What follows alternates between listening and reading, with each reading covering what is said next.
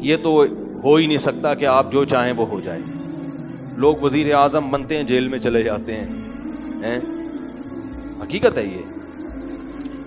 کہاں کہاں انسان پہنچتا ہے, پھانسی کے پھندوں پہ لٹک جاتے ہیں اور معلوم نہیں کیا کیا ہوتا ہے. تو ساری چاہتیں نہیں پوری ہونے والی ہیں آپ کی. تو اب حل کیا ہے اس کا کہ بھائی ہر خواہش پوری کرو, یہ تو ہو نہیں سکتا. تو بھائی سمجھوتا کر لو. کیا خیال ہے؟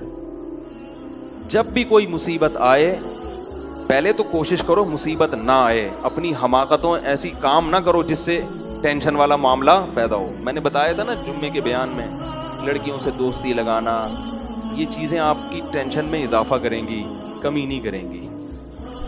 حقیقت ہے یہ. تو یہ کام, چرس پی رہا ہے, چرسیوں میں اٹھ رہا بیٹھ رہا ہے, چرس پینے سے ٹینشن بڑھتی ہے, کم نہیں ہوتی. جب نہیں ملے گی تو پاگل ہوگا نا. تو وہ کام, ایسے کام کرنا جس سے آپ غریب آدمی ہو لیکن رہنا اپنے مالداروں کے علاقے میں شروع کر دیا, اس سے ٹینشن بڑھے گی, احساس کمتری کا شکار ہو جاؤ گے. یار اس کے پاس بھی گاڑی, یار اس کے پاس کروڑا, میرے پاس رکشا, خام خواہ. تو آپ کو چاہیے تھا کہ جب آپ رکشا ہے تو ایسے علاقے میں جاؤ جہاں سب کے پاس کیا ہے, رکشا ہے. دکان پکوڑوں کی ہے اور سوچیں کروڑوں کی. یہ خام خواہ میں لوگ ٹینشن میں آئے ہوئے ہیں.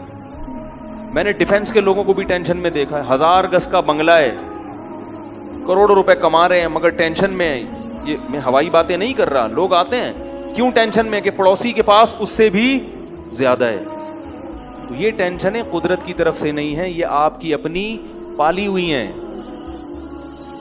تو حدیث میں نبی صلی اللہ علیہ وسلم نے فرمایا دنیا میں ہمیشہ اپنے سے کمتر کو دیکھو. یار میرے پاس رکشا ہے اور فلاں آدمی قسطوں پہ بھی رکشا خریدنے کی صلاحیت نہیں رکھتا. سڑکوں پہ, فٹ پاتھوں پہ پڑے ہوئے ہیں. 3-4 دن پہلے صدر گیا میں تو دیکھا فٹ پاتھ پہ لوگ پڑے ہوئے ہیں. میں نے کہا یار یہ بھی لوگ ہیں, نہ گھر ہے نہ بال بچے. ایک کنوارے کا فون آیا, ایسے جیسے وہ نہیں ہوتی, کیا بولوں میں, ایسے طنز کر رہا تھا. کہہ رہے یار کوئی رشتہ ہی نہیں دیتا, یہ زندگی کوئی زندگی ہے. تو میں نے سوچا, میں نے کہا دیکھو وہ جو صدر میں فٹ پاتھ پہ پڑے ہوئے ہیں نا, ان کو کوئی دے گا رشتہ؟ میں نے کہا تمہیں ابا نے گھر میں رکھا ہوا ہے, روٹی پانی پنکھا سب مل رہا ہے, دعا کرتے ہیں اللہ کوئی انتظام کر دے. نہیں کر رہے تو ان لوگوں کو دیکھو جن کو روٹی پانی بھی نہیں مل. تو اپنے سے کمتر کو دیکھا جائے دنیا کے معاملے میں, اس سے آپ احساس کمتری کا شکار نہیں ہوں. تو ٹینشن ختم کرنے کی ایک بہت بڑی ذریعہ یہ ہے کہ اگر پھر بھی کوئی مصیبت آ گئی تو تقدیر کا سوچا جائے کہ جو چیز مقدر میں ہے وہ ٹل نہیں سکتی. اور دنیا مسافر خانہ ہے, یہاں اگر ٹینشن ہے تو وہ بھی عارضی, یہاں کی خوشی بھی عارضی. ایک آدمی کے بچے بچھڑ گئے, طلاق ہوئی میاں بیوی میں, بیوی بچوں کو لے کے فرار. اب وہ میرے پاس آیا, ایسے بیچارہ, ظاہر ہے بچے تو یاد آتے ہیں, ایسے اس کی حالت خراب, سٹریس. میں نے کہا کیس کرو عدالت میں. کہہ رہے عدالت میں کیس سے کوئی فائدہ نہیں ہے, نہیں ملیں گے بچے. بہت میں نے حل بتائے, یہ کر لو, تمام حل ناکام. میں نے کہا پھر یوں کرو. کیا کرو؟ مٹی ڈال. میں نے کہا ڈاکٹر عافیہ صدیقہ کا سوچو, وہ عورت ہے, جیل میں ہے, اپنے بچوں سے دور ہے, مزید اولاد بھی نہیں ہو سکتے اس کے. تو میں نے کہا تمہارا اگر تمہیں جیل میں ڈال دیا جائے نا ابھی, تو تم کہو گے چلو بچے نہ ملے لیکن جیل سے تو باہر آؤں, یہی سوچو گے نا. اس کا سوچو کہ وہ ایک عورت ذات ہے, کئی سالوں سے جیل کے اندر پڑی ہوئی ہے, اور عورت کے لیے بچوں سے جدائی وہ بہت زیادہ مشکل ہے. مرد تو برداشت کر لیتا ہے. تو میں نے کہا اب جو چیز بس میں نہیں ہے اس پہ غم کرنا فضول, مٹی ڈالو ایسا, اور شادی کرو اور مزید نئے بچے پیدا کرو. جب ادھر دوسری اولاد آئے گی تو ادھر سے ذہن آپ کا ہٹ جائے گا. کہتے ہیں لوگ تانے دیں گے, بچوں کو بھول گیا. میں نے کہا لوگوں کے پاس فالتو ٹائم بہت ہے, ٹھیک ہے نا, وہ تانے دیتے رہیں گے, لوگوں کے تانوں کی پرواہ مت. جب ایک چیز آپ کے بس میں نہیں ہے تو اس پہ سوچنا کیسا. یہ بھی ایک بہت بڑا نسخہ ہے سکون کا کہ جو چیز آپ کے اختیار میں نہیں ہے اس کے بارے میں سوچنا بند کر دو. دیکھو نوح علیہ الصلاۃ والسلام اپنے بیٹے کی ساری زندگی تربیت کرتے رہے مگر وہ کافر نکلا. آخری وقت میں نوح علیہ السلام کو اپنے بیٹے پر کتنا پیار آیا کہ میری کشتی میں سوار ہو جا.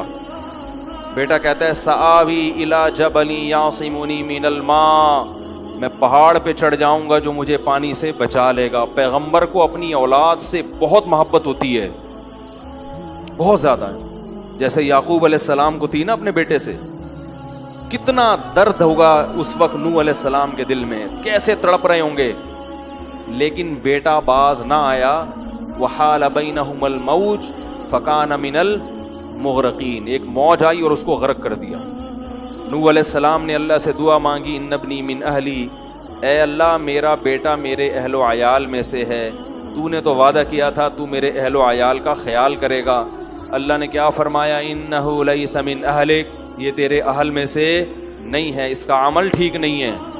فلا تسألنی ما لیس لک بہ علم, دوبارہ یہ سوال مجھ سے مت کرنا. اب یہ نہیں کہ نوح علیہ السلام بیٹھ گئے یار یہ کیا ہو گیا یار, اب سوچیں یہ تو بڑھ گئے. بس نوح علیہ السلام نے فوراً استغفار کیا, اعوذ بک ان اسألک ما لیس لی بہ علم, اے اللہ میں تجھ سے پناہ مانگتا ہوں ایسی چیز کی, میں تجھ سے ایسا سوال کروں جس کی دلیل میرے پاس نہیں. بس بھول گئے. اب یہ تھوڑی کہ روتے رہیں بیٹھ کے, بھئی جو چیز بس میں نہیں ہے چھوڑ دو. تو ہم بہت ساری چیزوں کی ٹینشن لیتے ہیں جو ہمارے اختیار میں نہیں ہے. پیٹرول مہنگا ہو رہا ہے, بیٹھ کے خام میں پریشان ہے. بھائی تم سے پوچھ کے تھوڑی مہنگا ہوا ہے. غم کرنے سے اگر وہ سستا ہو جائے تو رو. میرے پاس تھی Kawasaki G T O, Kawasaki G T O 125. آپ کو پتا ہے کیا بائک تھی وہ, ہم نے بھی بڑے شوق پالے ہیں ایک زمانے میں. میں اس میں پیٹرول ٹھیک ٹھاک ڈلتا تھا. اب جب پیٹرول مہنگا ہوتا تو سب سے زیادہ متاثر میں ہوتا تھا اس سے. 50 والوں کو کچھ نہیں ہوتا تھا. تو میں ایک دفعہ پیٹرول پمپ گیا, میں نے پیٹرول ڈلوایا اس میں, تو اس نے کہا وہ 5 روپے پر لیٹر بڑھ گیا ہے. مجھے بڑا غصہ آیا. میں نے ساتھ والے سے کہا, میں نے کہا یار یہ کیا مذاق ہے یار, ہر تھوڑے دن کے بعد 5 روپے بڑھ رہا ہے, تو آپ کو غصہ نہیں آیا؟ اس نے کہا صرف میرے لیے تھوڑی بڑھ رہا ہے, پوری قوم کے لیے بڑھ رہا ہے نا. تو مجھے اس کی بات بڑی اچھی لگی. اس نے کہا میرے اکیلے کے لیے بڑھے تو مجھے غصہ ہے, سب کے لیے بڑھ رہا ہے تو چلو ٹھیک ہے.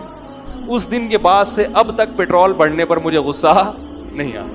میں یہی کہتا ہوں یار مجھے ٹینشن لینے سے کیا ملے گا. 100 روپے لیٹر بڑھ جائے, زیادہ زیادہ یہ ہوگا, بہت زیادہ بڑھے گا تو گاڑی بیچ دو.